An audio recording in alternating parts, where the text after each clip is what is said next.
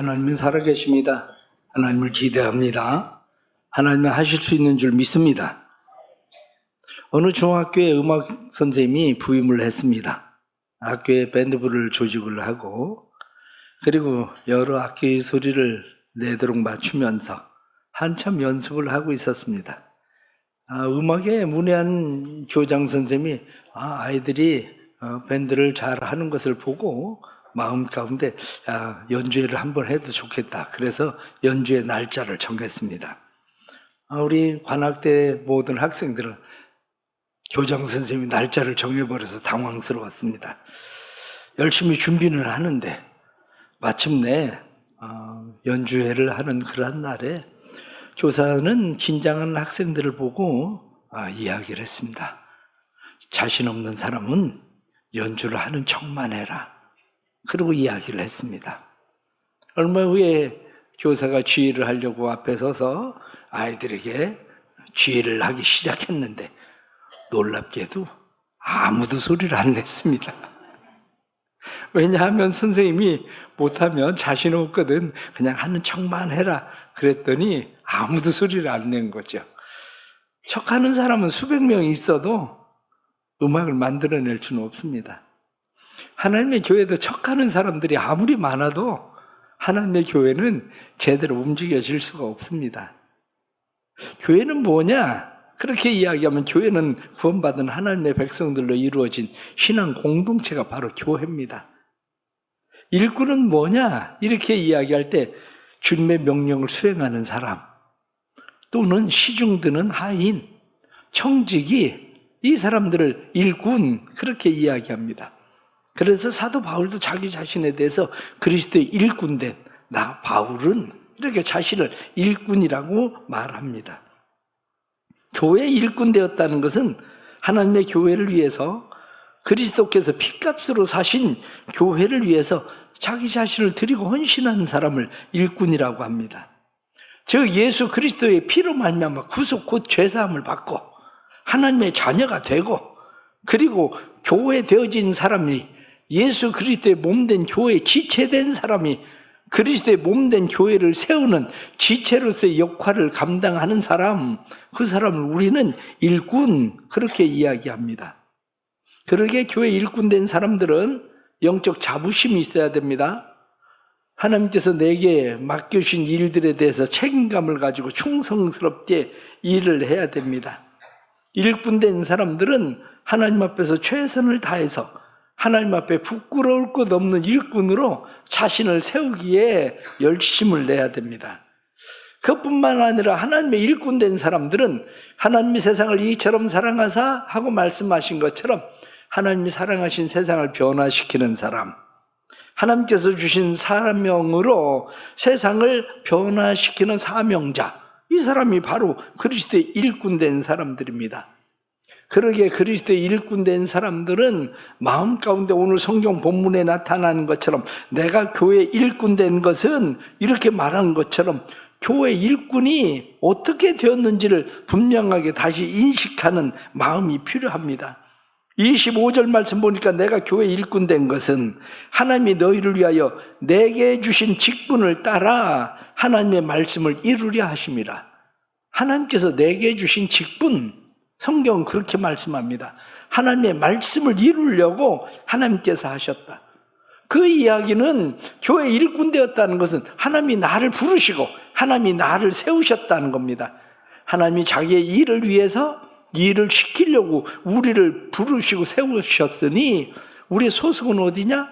그럼 소속은 나는 하나님께 속한 자입니다. 뿐만 아니라 나는 무슨 일을 하냐? 그러면 하나님의 일을 해야 되는 사람이 하나님의 일꾼 된 거죠. 교회 개척을 했다고 해서 아니면 교회 목사가 되었다고 해서 교회를 오래 다녔다고 해서 건축하는데 많은 헌금을 드렸다고 해서 교회에서 기도를 많이 한다고 해서 전도를 많이 한다고 해서 교회에 어떤 직분을 가지고 있고 교회에 어떤 공로를 세웠다고 해서 내가 교회를 위해서 수고를 많이 하고 애쓴다고 해서 자기 자신이 주인인 채 해서는 안 됩니다. 목사도 교회를 개척하고 교회 일을 하다가 목사직을 그만두면 평신도와 똑같은 거지 교회 목사가 뭐 교회 개척을 했다고 해서 교회 주인 되는 것도 아니고, 교회는 다 하나님의 교회고 하나님께서 우리를 세워서 일꾼 만드신 건데, 자기 자신이 주인인 채 해서는 안 됩니다. 자신이 주인인 채 하는 사람은 하나님의 일꾼이 아니라 자기가 주인이니까 자기가 자기 스스로 일꾼을 부리고 있는 그런 사람, 하나님의 교회 일꾼이 아니라 자기가 세운 일꾼에 불과한 겁니다. 우리는 분명히 하나님께 속한 소속감 뿐만 아니라 하나님의 일꾼이라고 하는 정체성, 이것을 인식하고 있어야 되는데, 그 인식을 하지 못하면 문제가 생깁니다. 어떤 문제가 생깁니까? 자기 주인이 누군지를 모르니까 주인 대신 하나님을 기쁘게 하려고 하지 않습니다. 주인 대신 하나님께서 어디에 관심을 가지고 있는지 관심에 기울을 기울이고 관심에 초점을 맞추려 하지 않습니다. 그러기에 진정한 일꾼은 하나님이 주인이시다, 하나님이 내게 사명을 맡기셨다, 그것이 우리 안에 분명해야 됩니다. 그래서 사도 바울은 말하기를 내가 괴로움도 기뻐하고 고난을 육체 가운데 채운다, 이렇게 말씀합니다. 고난도 괴로움도 기뻐하고 내 안에 채울 수 있는 마음, 그것은 어디로부터 오느냐? 그것은 내가 사람을 기쁘게 하랴, 하나님을 기쁘게 하랴. 내가 사람을 기쁘게 하면 나는 하나님의 종이 아니다. 사도 바울이 말한 것처럼 나는 하나님의 종이기 때문에 하나님을 기쁘게 한다, 이렇게 말씀하는 거죠. 자기가 주인 된 사람은 특징이 있습니다. 교회 안에서 자기가 주인 된 사람은 사람을 자기에게로 끌어모읍니다. 사람에게 인기를 얻으려고 합니다. 자기가 주인 된 사람들은 사람의 비율을 맞춥니다. 그래서 자기가 주인 된 것처럼 평상시에는 별로 그게 보이지 않는 것 같이 보이는데, 결정적인 때 하나님의 말씀을 이루지 않는다는 거예요. 결정적인 때 자기 생각, 자기 뜻대로 한다는 거죠. 그래서 예전에는 사람들을 보면 교회를 다니는 것을 조금 부끄러워했나 봅니다. 그래서 옛날 사람들은 교회 가려면 성경책이 옛날엔 크기도 했죠. 성경책이 크니까 가방 속에 성경책 집어넣고, 그리고 성경책 숨겨서 가지고 다니는 것처럼 그렇게 다녔어요. 사람들이 물어봅니다. 어디 가냐고 물어보면 저기 간다고. 그런데 저기가 절인지 교회인지 알 수가 없어요. 저기 간다고. 그래요. 오늘날도 의외로 많은 사람들이 자기가 그리스도의 일꾼 된 것, 하나님의 일꾼 된 것을 부끄러워하는 사람, 그런 사람들도 있기는 있습니다. 저는 종종 개인적으로 성경책에 왜 지퍼가 달렸는지 잘 이해가 안 갑니다. 왜냐하면 성경책을 지퍼를 다룬 것은 성경책이 그만큼 귀중해서 지퍼를 다룬 건가? 아니면 성경책이 좀 폼나고 멋있어 보이라고 지퍼를 다룬 건가? 그런 생각도 하고, 어느 땐 사단의 전략인가? 성경책을 더 못 보게 하려고 성경책을 꼭꼭 잠궈놓고 닫아놓으려고 하는 사단의 전략인가? 그런 생각도 듭니다. 성경책이라는 것이 그래도 책상 위에 펴 있고 식탁 위에라도 펴 있으면 성경을 읽는데, 지퍼로 꼭꼭 잠궈 놓으면 집에서 책을 읽는 사람이 얼마나 있겠습니까? 그나마 요즘은 교회 올 때 성경책을 가지고 다니지도 않는데, 왜냐? 화면에 다 나오고 핸드폰에 다 나오고, 그러니까 성경책을 보지도 않는데 거기다가 지퍼까지 잠궈 놨으니까. 저는 성경책이 지퍼가 있으면 얼마나 불편할까 싶기도 해요. 왜냐하면 볼 때마다 열어야 되잖아. 아니, 그리고 열면 그냥 성경책 딱 하면 보이는데, 아니 지퍼가 달려있으면 얼마나 고추장스럽습니까? 제가 볼 때는 성경책 장사들의 장사 속인 것 같아요. 그냥 보관용으로 집에다 잘 보관해라 그러고 그냥 성경책을 지퍼를 달지 않았나 싶은 생각도 들어갑니다. 제가 왜 이렇게 이야기하느냐? 우리는 하나님의 일꾼이잖아요. 하나님의 일꾼 된 사람은 하나님의 뜻을 알려면 성경책을 잘 봐야 돼요. 교회 와서 말씀만 듣는 것이 아니라 성경을 읽어야 하나님의 뜻을 알죠. 하나님의 마음을 알죠. 그러기에 하나님의 일꾼 된 사람은 마음 가운데 대단한 자부심을 가지고 있어야 됩니다. 제가 저 스스로를 생각을 해보면, 하나님이 실력 있는 일꾼을 부르시려면 나 같은 사람을 불렀을까? 내가 뭐 무슨 실력이 있어? 아니면은 내가 뭐 잘하는 게 뭐가 있기를 한가? 거기다가 키도 작고, 그러니 하나님이 잘생기고 능력 있고 실력 있는 사람들을 부르려면 나 같은 사람을 왜 불렀겠습니까? 그런데 하나님께서 나 같은 사람을 부르고 저 같은 사람에게 이 일을 맡겼다는 사실 자체가 얼마나 자랑스러운 일입니까? 얼마나 감사한 일입니까? 하나님이 제게 이 일을 맡기셨다는 것은 나를 인정하시고 나를 복되게 하시려고 하나님께서 하신 일입니다. 여러분들도 마찬가지입니다. 하나님께서 이 일을 맡기려면 하나님이 더 잘생기고 더 실력 있고 더 능력 있는 사람한테 맡겼으면 얼마나 더 잘하겠습니까? 그런데 하나님이 우리를 일꾼으로 부르신 것은 나를 사랑하신다는 이야기예요. 하나님이 나를 곁에 두고 싶어 하신다는 말입니다. 하나님이 나를 축복하고 싶다는 이야기입니다. 그렇기 때문에 하나님의 일꾼된 사람들은 스스로 자부심을 가지고 그래도 나는 하나님의 일꾼이다, 이런 마음을 가지고 하나님의 일을 해야 됩니다. 저는 종종 교회 일을 하면서 누구에게 교회 일을 억지로 자꾸 하라고 이야기하는 적은 거의 없습니다. 왜냐하면 제가 억지로 하라고 하는 것이 공연히 하나님 위신 깎이는 일 같아가지고, 왜냐 억지로 자꾸 해라 그러면 하나님이 할 사람 없어서 자기 시키는 줄 알고, 그리고 자기 하나님 위해서 뭐라도 하는 것처럼 그렇게 생각할까봐 난 그렇게 생각하는 자체가 싫습니다. 왜냐, 하나님 우리 아무도 없으면 하나님 일 못하시는 분입니까? 우리 아무도 없어도 하나님이 하실 일 얼마든지 하실 수 있는 분이고, 그런데 하나님께서 우리를 부르실 때에, 하나님께서 나를 알아주실 때에, 인정하실 때 하나님 감사합니다. 그리고 하나님의 이 일을 받아들일 줄 아는 거, 그게 믿음인 거예요. 그게. 그런데 꼭 억지를 해도 일을 시켜서 자기가 일을 하는 것 같은 사람들은 일을 하면서 하는 얘기가 내가 어떻게 일했는데 나를 안 알아준다고, 나를 인정해 주지 않는다고, 그런 소리를 합니다. 그런데 하나님 부르셨으면 하나님이 알아주면 그만이지, 하나님이 인정하면 그만이지, 사람이 알아주고 사람이 인정하는 거하고 뭘 그렇게 중요하고 그게 상관이 있습니까? 종종 사람들은 그렇게 해가면서라도 배우고 깨닫는 거 아니냐 이렇게 이야기하기도 합니다. 맞습니다. 그렇게라도 해서 배우고 깨달으면 참 좋죠. 그런데 나 같은 사람을 하나님 부르시니 제가 무슨 자격이 있어서 일을 하겠습니까? 그런 사람들은 일을 맡으면, 시키면 그 사람들 하나님을 위해서 일을 해요. 그런데 아직도 그걸 깨닫지 못하는 사람들은, 대부분들은 일을 맡으면 그 다음부터 자기가 주인인 채 고착화되기 시작합니다.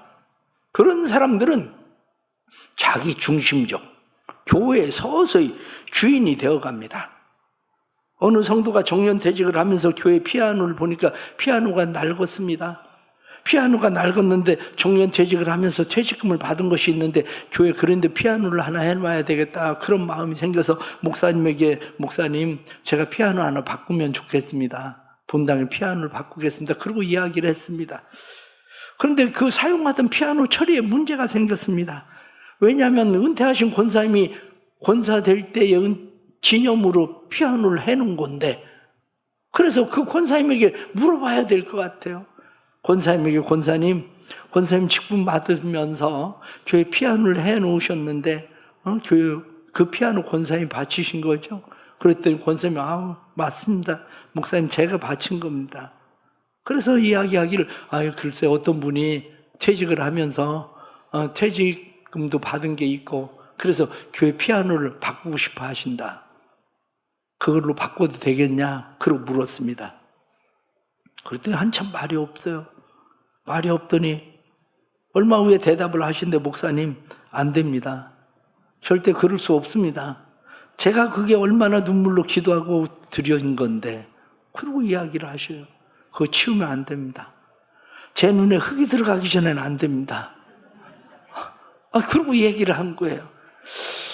이 일로 인해서 본당에 피아노를 들여놓지를 못했습니다. 안타까운 마음을 가지고 선배 목사님에게 교회에 그런 일이 있었다고 그런 이야기를 하니까 선배 목사님이 하는 얘기가 방법이 있기는 있다고, 그런데 조금 그렇다고 그렇게 얘기를 하니까 이 목사님이 선배님 방법이 있으면 방법을 가르쳐 주십시오. 아니, 방법이 교회가 뭐가 있냐고 기도해야지. 그러고 이야기를 합니다. 열심히 기도하라고. 권사님 눈에 흙이 들어가도록. 우스갯소리를 하는 이야기 같지만 오늘날 교회 안에 이런 사람들이 왜 없겠습니까? 교회 안에 이런 사람들이 많습니다, 여전히. 권사님은 교회를 위해서 일한다고 일했지만 자기 기분대로 일하고 자기 마음에 맞추어서 일하고, 모름지기 오늘날에도 교회 많은 사람들이 하나님의 말씀을 이루려고 하는 것이 아니라 자기 기분대로 자기 마음대로 일하는 사람들이 교회 안에는 너무 많습니다. 그러나 하나님의 일은 모름지기 내가 기쁘든지 기쁘지 않든지, 내가 힘들든지 힘들지 않든지, 내 마음에 들든지 마음에 들지 않든지, 내 뜻하고 맞든지 맞지 않든지, 내 생각에는 그러고 말하는 게 아니라 하나님의 뜻이라면 그러고 말할 줄 알아야 교회 일꾼 되는 겁니다. 교회 일은 하나님의 일이지 내 일이 아닙니다. 그러기에 내 일보다도 먼저 앞서야 되는 것이 하나님의 일입니다. 하나님의 일은 누가 강요적으로 강요하고 부탁해서 이루어지는 건 아닙니다. 왜냐하면 강요적으로 부탁해서 그 일을 맡아서 일을 하기 시작하면 얼마 안 가서 반드시 교회에 어려움이 옵니다.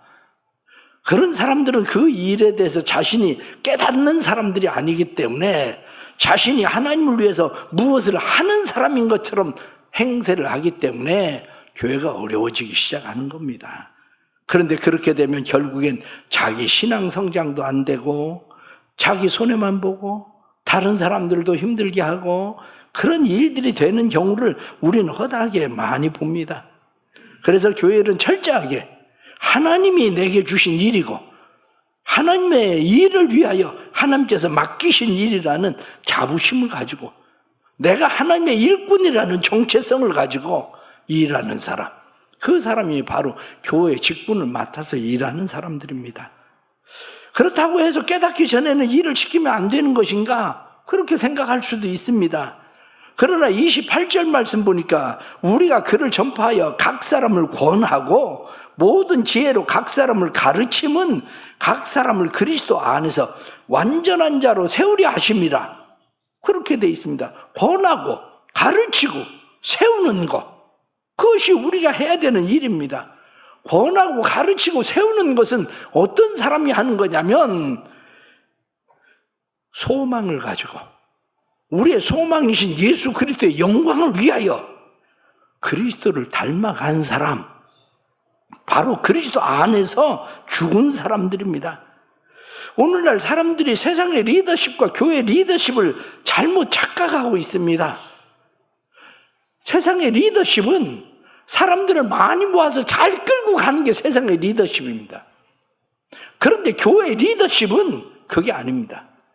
교회 리더십은 그리스도 안에서 완전한 자로 세운다. 그 얘기는 예수 그리스도 안에서 죽은 자로 만든다. 그 얘기예요. 교회의 리더십은 그리스도 안에서 죽은 자, 내가 그리스도 함께 십자가에 못 박혀 죽었나니 그런즉 이제는 내가 산 것이 아니요 오직 내 안에 그리스도께서 사신 것이라, 이렇게 고백하는 그런 사람을 만드는 겁니다.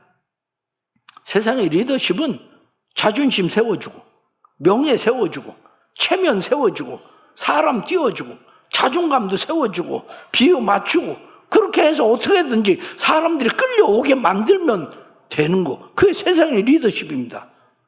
그러나 교회의 리더십은 그게 아니라 교회의 리더십은 끌어다가 예수 그리스도 안에서 십자가에 못 박혀 죽게 만드는 거, 이게 바로 교회의 리더십입니다. 교회는 철저하게 내가 그리스도 안에 십자가 못 박혀 죽은 자, 그래서 하나님의 일꾼들은 그리스도 안에서 죽은 자, 내가 그리스도 안에서 죽은 자 되어야 다른 사람들을 권하고 가르치고 그 사람들을 그리스도 안에서 세울 수 있는 겁니다. 그렇게 하는 거 아니야. 당신이 죽어야 돼, 당신이 양보해야 돼, 당신이 희생해야 돼, 이걸 가르쳐야 되는데, 아이고 얼마나 서운하냐고, 얼마나 섭섭하냐고, 아이고 당신이 조금 그냥 아이 그래 나 같아도 속상하겠다, 한번 들여봤지 그랬어, 이렇게 얘기하고 자기 편 만드는 거, 그건 세상의 리더십이지 그건 그리스도 안에서 사람을 세우는 일이 아니라고요. 오늘날 교회가 세상의 리더십, 그것을 가지고 교회를 끌고 가려고 하다가 보니까 오늘날 교회 안에서 일어나는 일들이 얼마나 복잡하고 많아집니까?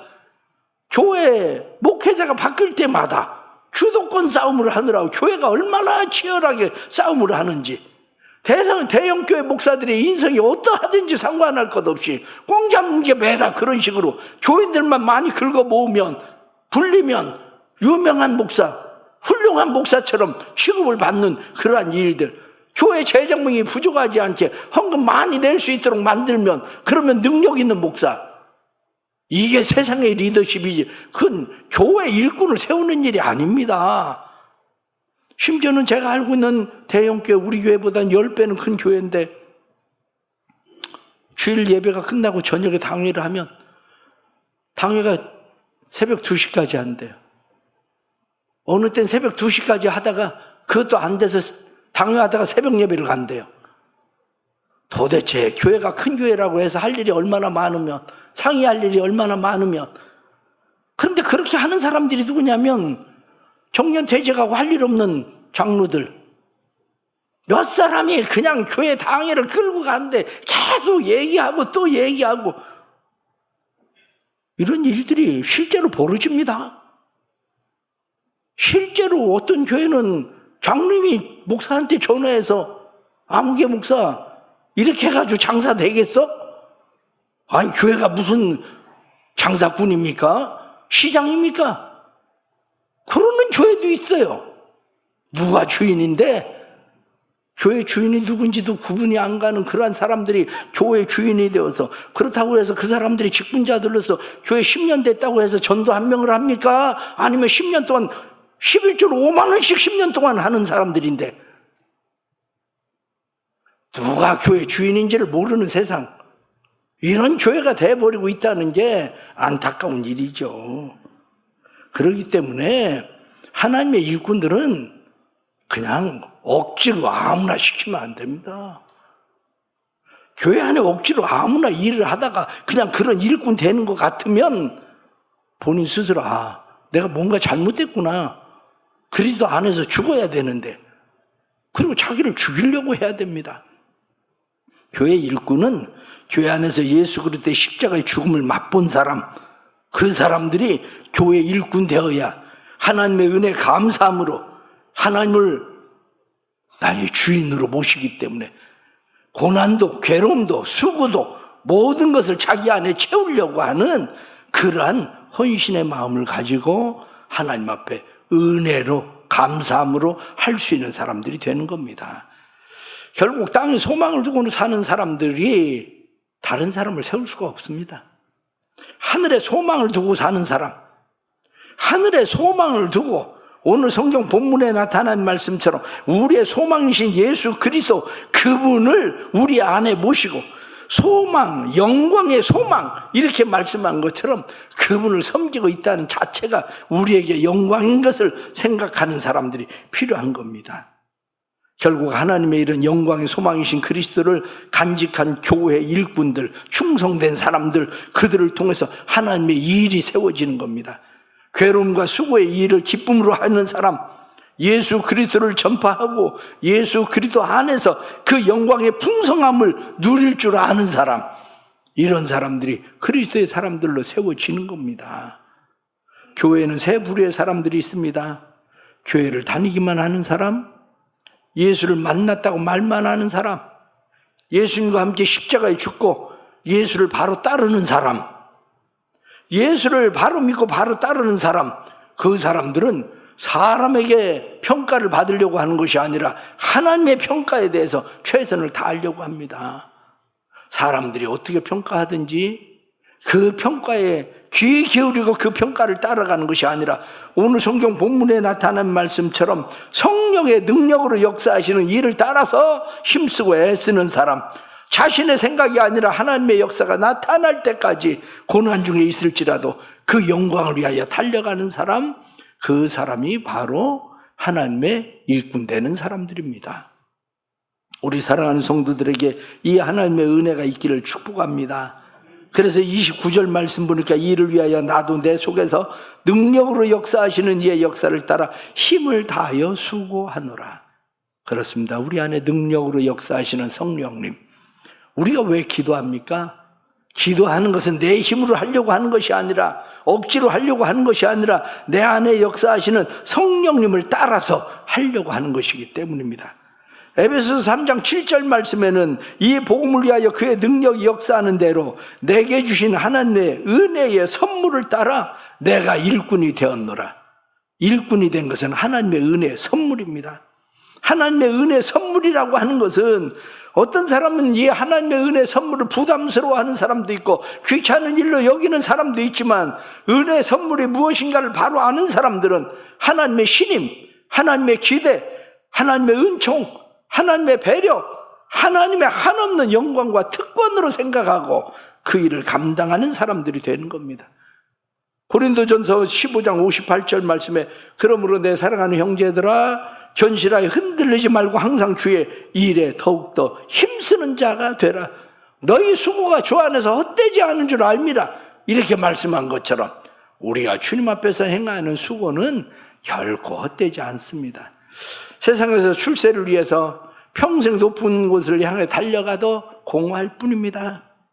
높은 곳을 향해서 더 많이 가지려고 평생 달려가봐도 고독할 뿐입니다. 식생트 미하이 교수는 이야기하기를, 사람이 세상에서 가장 불행한 때가 언젠가? 그는 대답하기를 만날 사람이 없는 것과 할 일이 없을 때다. 그리고 이야기했습니다. 그러나 그리스도의 사람, 하나님의 부름을 받은 사람이 왜 할 일이 없습니까? 왜 만날 분이 없습니까? 우리는 항상 하나님을 만나고 우리는 항상 하나님의 일이 우리 앞에 놓여 있는데, 그러기에 우리에는 불행할 틈이 없습니다. 우리 사랑하는 성도들, 늘 마음 가운데 주님을 위해서 충성스러운 마음으로 헌신할 수 있기를 바랍니다. 31살 된 사람이 혈액암을 알면서 5개월 시한부 인생을 선고받았습니다. 그 사람이 그 트위터에 자신의 심경을 그렇게 올렸습니다. 마지막 순간까지 흙으로 돌아갈 육신을 위해 기도하지 않으리라. 다만 내 영혼이 은혜를 입어 이 땅에서 주를 위한 남은 사명이 무엇인지 여쭈어보리라. 세상에 속한 것이 헛되다는 증거는 삶과 죽음의 갈림길에 서니 정치도, 경제도, 스포츠도, 연애사도 모두 딴 세상 이야기가 된다는 데 있다. 모든 관심의 초점은 지금 내가 하나님께 속했는가? 주님을 만날 준비는 되어 있는가에 대한 검증일 뿐이다. 그렇습니다. 사람들이 뭐라고 하는 게 중요하지 않습니다. 내가 하나님 앞에 하나님의 일꾼으로 서 있는가, 하나님의 평가가 중요한 것이지. 하나님의 역사가 나타날 때 우리의 삶은 바뀝니다. 하나님의 사명을 가진 사람은 하나님의 사명을 다할 때까지 말씀에 나타나는 것처럼 이 비밀의 영광, 풍성한 영광, 하나님의 은혜의 풍성한 영광이 우리의 삶에 나타나는 일을 보게 될 수 있습니다. 비록 고난 중에 있을지라도 하나님의 영광이라는 인생의 목적을 향해 집중하고 뛰면, 뚜벅뚜벅 그 길을 걸어가면 우리의 인생을 역전시키시는 하나님께서 주신 사명을 마칠 때까지 하나님께서 우리와 함께 하시고 우리를 도우실 겁니다. 우리가 하는 일들은 그날, 내가 그리스도와 함께 십자가 못 박혀 죽은 날, 그때부터 나를 부르시고 다시 나를 일꾼 삼으신 하나님 앞에 서는 날까지 우리의 사명을 다하는 것 뿐입니다. 우리 사랑하는 모든 성도들 안에 이 주님의 은혜가 충만하기를 간절히 바랍니다. 기도하겠습니다. 귀한 사명 맡겨주시니 감사합니다. 연약하고 부족한 저희들에게 하나님 사명 주셔서 주의 일을 행하게 하시니 감사합니다. 은혜의 사명 우리가 어떻게 감당하겠습니까? 만삭되지 못한 우리와 같은 자에게도 귀한 사명 주신 것은 하나님이 우리를 인정하시고 곁에 두시고 축복하시기 위해서니 하나님 그것을 잘 깨닫고 하나님의 일에 부지런하고 열심 있는 자들이 되도록 도와주옵소서. 사랑하는 온 성도들과 함께 하시고 이들에게 주신 사명 잘 깨닫게 해주시고 사명 감당할 수 있는 힘과 은혜와 능력 주셔서 살아가는 성도들에게 건강과 믿음과 뿐만 아니라 물질과 사람 붙여주시고 넉넉히 주의 일 감당할 수 있도록 도와주옵소서. 예수님의 이름 받들어 기도드리옵나이다. 아멘.